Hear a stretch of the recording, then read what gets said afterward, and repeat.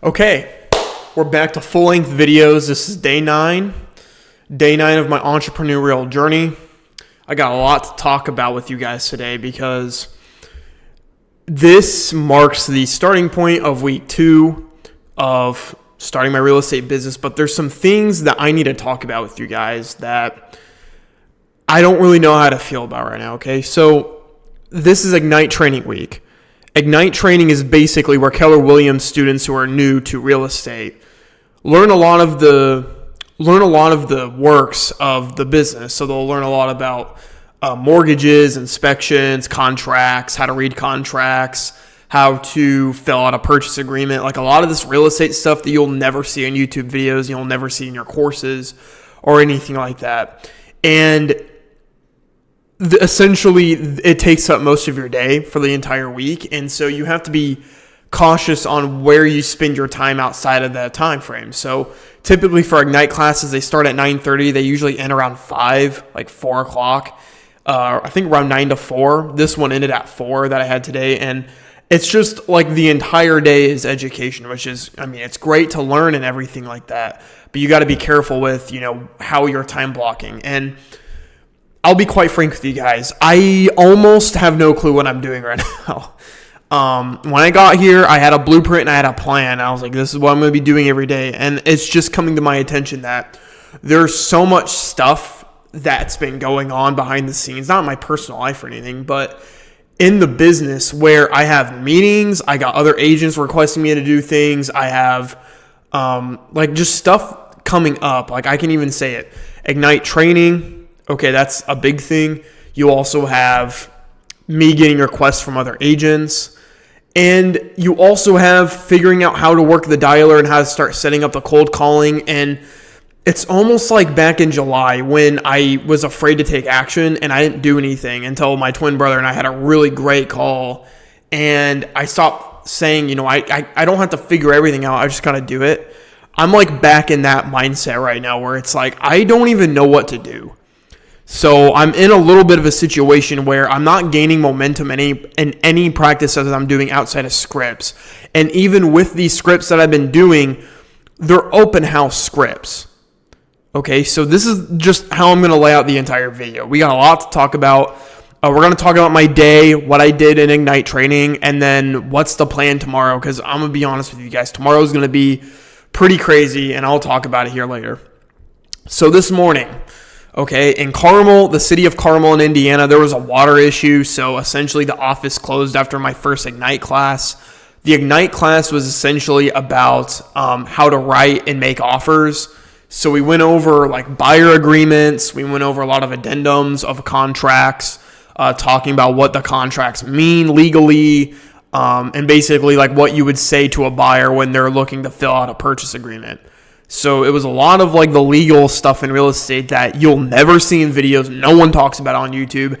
It's like almost like they don't even think it exists. It's really weird, but it's one of the most important things that you can learn in real estate is learning your contracts and what they mean, because ultimately you're a consultant to the buyer. If you're a buyer's agent, if you're a listing agent, it would be the seller form, the seller's disclosure form, I think is what you call it.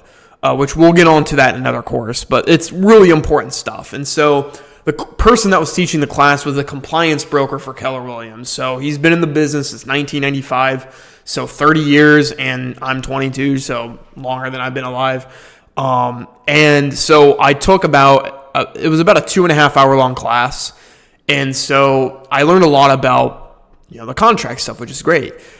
And so I asked him, I say, Mark, you see me come in the office because he usually is in at 5 a.m. I come in an hour before every other agent and everybody else in the office. I say, Mark, you see me come in at this time and I start grinding all my scripts. I just need to ask you, what advice do you have to give to a young agent like me? And him and my other mentors that I spoke with today, it's all about behaving like an expert. And this goes back into what I was saying in yesterday's video.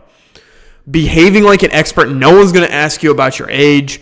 I've known this for so long, but I just couldn't seem to understand. Like I can't wrap it around my head. And having him say that and having other people say that in the office, knowing that he's known me over the years or over the days and weeks since I've been working, it makes me almost feel like that this is just like how it is.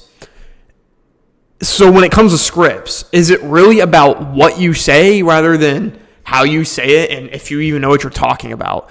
That has got to be like 90% of your scripts is what you learn in the market. Essentially in real estate, okay, if you're a buyer's agent, which I'm focusing on buyers right now, and I'm going to be focusing on listings as well with the cold calling strategies. But with buyers, you want to come off as someone who's an expert, like you're a realtor because you're helping them buy their first home or they're helping them buy a home in general. So what does that mean? That means you know the contracts, you know the process. Preferably, you've already bought a home in the past. I haven't bought a home because I'm 22. And then also, you just know the process, you know the people, you have strategies and systems that other people don't have access to, don't have a license. So your value proposition is that you are an expert in the local market. So me, for example, I'm a local expert in Westfield. I need to be able to propose value and tell people about the market in Westfield in a way that's going to help them buy their home and make the most important financial decision of their life. And if you don't behave like an expert, no one's going to listen to you. And especially if you're young, people are going to diss you, be like, get out of my face. This kid doesn't know what he's talking about. So this was a really important class for me to wake up because now I have another thing I want to implement on my schedule, which is reading contracts.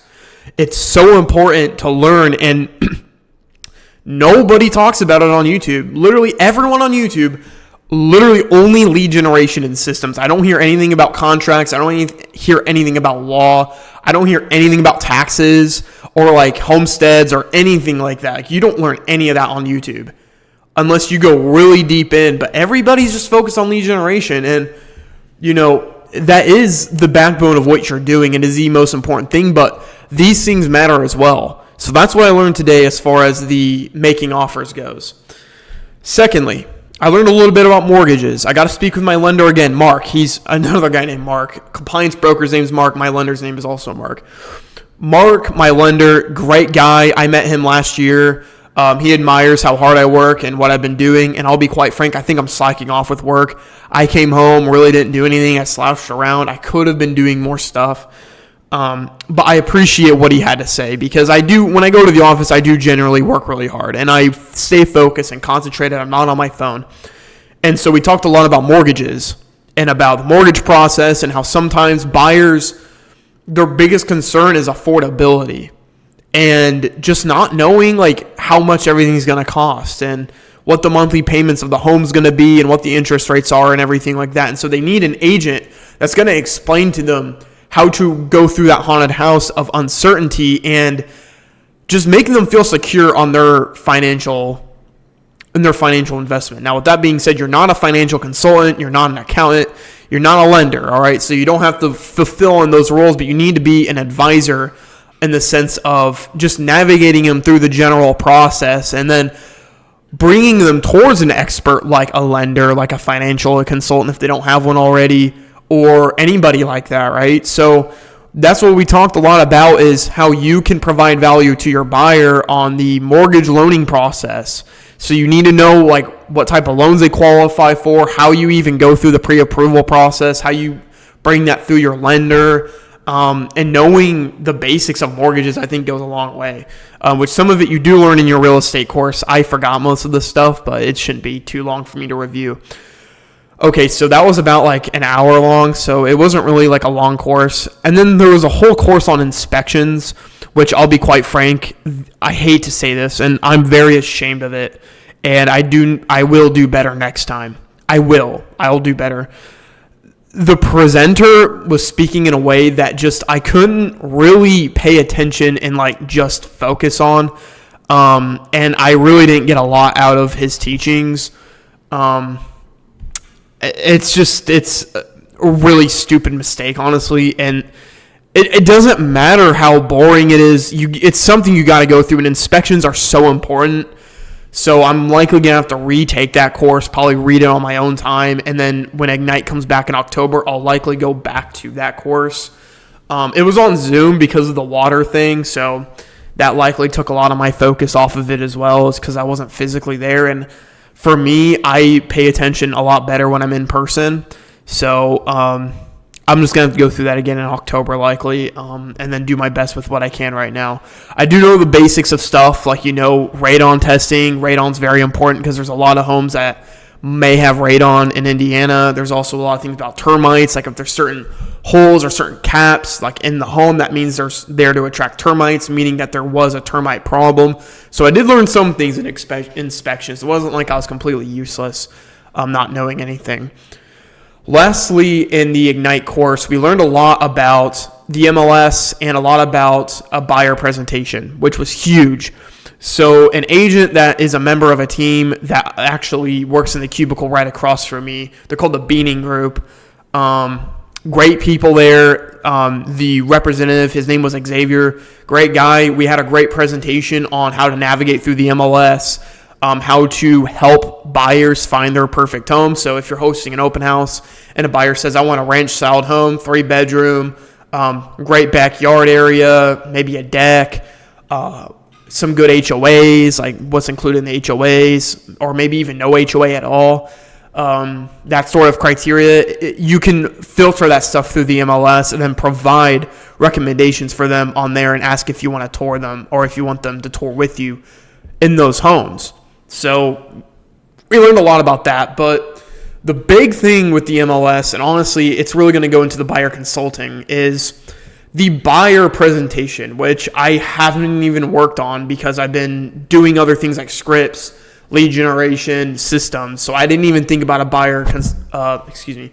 buyer presentation, which literally is like the first thing you talk about with a buyer if they decide to work with you is the buyer presentation. You fill out the buyer agreement, and now you guys have a fiduciary relationship to the buyer. So right now what I'm doing with that is I plan to speak with the marketing director for Keller Williams to have my buyer agreement and buyer consultation. I'm using like a lot of mixed words. A lot of the buyer presentation, that's just what I'm going to say, to market my buyer presentation and design it with my logo, my branding, and everything like that, and how I can optimize it to show my true value proposition. And so that's the entire day. Now, I got an offer from Mike, the guy I talked with last week who owns a team with his son, Jonah, and, the whole thing that happened last week. And so he offered me to work with a subcontractor and go to Muncie, which is over an hour away. That's in Ball State University. Drive over an hour to go over there and look at this $30,000 rundown home built in 1959 and see if the subcontractor wants to make an offer to the seller on it. I believe what Mike is trying to do here is to maybe give me a referral fee, as a way for me to show the home to him, the subcontractor. And it's just something he randomly asked me today, like, hey, can you do this tomorrow at 4? Which I will have to miss the database section of Ignite if I decide to do this, which I agreed to. Now, I've had many questions on, is this even worth it? Should I have just stuck with Ignite and then do my system strategies after like I was planning to, or do I change my plans and go with this? And I decided to go with this because not only does it build a relationship with Mike and I, but it also helps me understand how to describe home values to people looking to buy. And you're going to have to be doing home presentations anyway, so it's good to get that out of the way. On top of that, there could be a potential referral fee, which means I could have a monetary benefit for it, which honestly, I hate to be that guy. I love learning. I'm learning right now. It is the most important thing to me. But having money right now is also very important because I'm only limited on expenses right now. And so this is one of the most important things that I can do. So I'm doing that tomorrow. Okay, so that is the big thing. And here's what I want to tell you guys right now. This is why my plans have just gotten so confusing and I don't know what to do at this point, because I keep learning and I keep figuring out things and I can't stick to one thing for a long period of time. The scripts, universally, I do them every day, but even then I'm starting to question how often I should do them or where I should time block them, because, well, if I study the market and I study the market really well and look at the specific numbers, and I do plan on talking with another team, the Gutting Group, on how they look at stats and what stats they look for as far as becoming a market expert goes, then what scripts do I need to work on? Are my open house scripts even adequate? Am I just practicing and not doing the right things? I'm just very confused right now because I came in here thinking it was one thing, and I'm kind of starting to figure out that there's so many things coming at once. new things pop up. Things are different now. It's just like there's so much changing stuff. And I just need to figure out what do I have to do in the morning, and what do I have to do when I'm out of work? What do I have to do at the end of the day? When I'm off work and I'm here chilling, honestly, I just watch a lot of college football videos. IU football is coming to play against Old Dominion on the 31st, and I've been watching a lot of IU football stuff on my free time. And it just makes me think, like, some people say have a nice work-life balance. But when I watch these videos and I'm like chilling out, just laying down on my bed, because you can tell I don't have a couch, I just lay down on my bed, I get this sense of guilt. Like, this isn't what a top 1% agent does. This is something that 99% of agents do. I'm at home, so I'm just going to relax and do work. And it's like, and that's just the promoted things. That's what most people do. And some people that do that get moderate success. But you hear people like Alex Hormozy, these entrepreneurs who dedicate their life to this, and this, all they think about is business. And they stay up really late, they work really hard, and I don't know if this is bad hustle culture or if this is something that is supposed to be something I'm doing. I'm planning out my day the next day, that's great, I am doing that, but should I be working even more, or am I burning myself out? Like, there's so many questions here that I just don't know the answer to. And it's about time I start asking more people about it, because I'm at this point where it's like I'm starting to lose focus, and that is not something I want to do. I don't want to come into the office not knowing what's going to happen in my day. I want to know exactly, here's what I'm doing, here's my goals, here's what I need to do to get there, and then know who I want to work with and what meetings I want to take. And, I'm going to learn that as I get, engraved in the business and, get to know people and knowing what's a waste of time and what isn't. But right now, I genuinely have no clue. So who knows? Maybe this meeting up in Muncie is going to be a waste of time. And then it's like, well, I wasted a time talking about my database, which is the most important thing in real estate. And there's nothing that came out of it. Because there's a good chance a subcontractor comes to the home and is like, I don't want to make an offer on this home. And then it's like, to me, it almost feels like a waste of time. But in retrospect, it could be, well, hey, you showed someone a home, you explained to them about it, you did a presentation, that's cool. But wouldn't I have just gotten more value in the training? Or would I have gotten more value doing the real thing? Guys, like, this is some serious stuff I just got to figure out the answer to, because I don't want to go out of control and lose focus and fuck around and do bullshit tasks every day and, like, go back to what most agents do when they get in, is they just wing it. And if there's one thing I've learned in real estate, you don't wing things. Everything's planned. Everything has a purpose. You want to be consistent, have consistent results, know what your goals are, what numbers you need to hit every day. All that stuff's important. This is actually a longer video, which I'm glad, because the last two videos are short. So let's talk about one last thing. Okay, it's going to be about a mentorship meeting that I had with a woman named Wendy, who I believe she was the MyBor Realtor of the Year. Really, really successful lady. I respect her a lot because she's very honest, and she's very abrasive in the sense that she isn't really bubbly. She's very like blunt and like very much like, here's what you need to do, and it's my way or the highway, deal with it. Like, if you're not going to do what I say, well, I'm just letting you know that these people have closed $15 million in sales volume their first full year, and what I say works.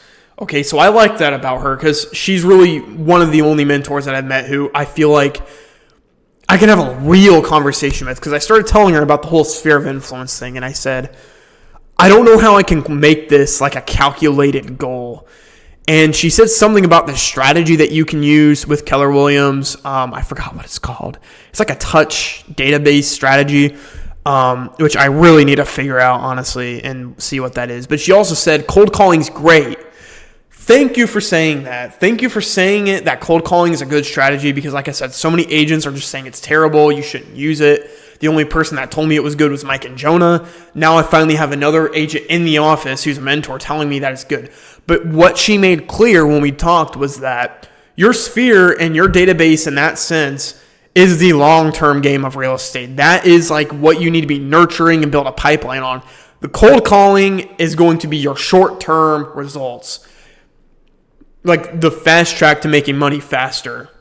But if you want to build a successful business in a long-term sustainability fashion that's highly leveraged, you're going to go and build a sphere of influence, right? So she agreed with me, but she also agreed with the other mentors. So I appreciated her feedback for that. She invited me to the mentorship meeting on Wednesday at 10. I'll be there, and I'll go ahead and speak with her. All right, so I believe you already know what the plan is for tomorrow. I'm doing Ignite. I'm practicing my open house scripts. I'm going to be doing my greetings for an hour. So we're going to be working on that. And then afterwards, we're going to be doing Ignite training until 2. And then I'm going to go ahead and get ready and drive to Muncie and help the subcontractor see if he wants to buy the home. And if he decides to make an offer on it, I will likely have a referral fee. Because Mike Lyons did mention, I have my phone here. Name dropped him full. My bad. Mike said, let's see. Alrighty. He said, I have one of our subcontractors wanting to buy a bank-owned home in Muncie. So that's a rare transaction. I will help you with the offer process if he wants it. So if he wants this home in the offer process, it's almost making me think he's either letting me represent him as a buyer, and then I'll charge him a flat fee, or I'll get a referral fee from it. It sounds like I'm going to get a referral, but let's say it is a commission. Okay, when it comes to $30,000 homes, rarely does a commission work. You typically charge a flat fee. And so a flat fee would just be like, here's like the amount of money that will be charged. It's for lower price transactions. This home's $30,000. It looks old. It's outdated. I'm sure it's going to get flipped. I'm sure the subcontractors are looking to get it improved to make it into a modernized home. It's really bad, honestly. I've just been so used to being in luxury homes now in Westfield. It's like I forget that like where I came from in Brown County and living in a trailer park was like for some reason. But yeah, no, it's going to be an interesting experience. So longest video that we've had, which is great. I love the long videos. We'll be back tomorrow, and I'll let you guys know how it goes, but I'll be speaking with the other agents, the experts, about me losing focus and kind of really figuring out and getting back into course on what I'm doing. Because that's what matters, is if you stick to it. Like I said, the first few days don't matter. What matters is that you keep doing it for an extraordinary period of time. Other agents in the office are telling me I'm doing the right things. I might as well listen to them and keep doing what I'm doing, keep learning, keep being pushy with my success and my education and my work ethic. And I'll update you guys tomorrow. So thank you guys. Have a great night. Sleep well. I'm actually going to go ahead and take a shower. And I'll see you guys on the next video.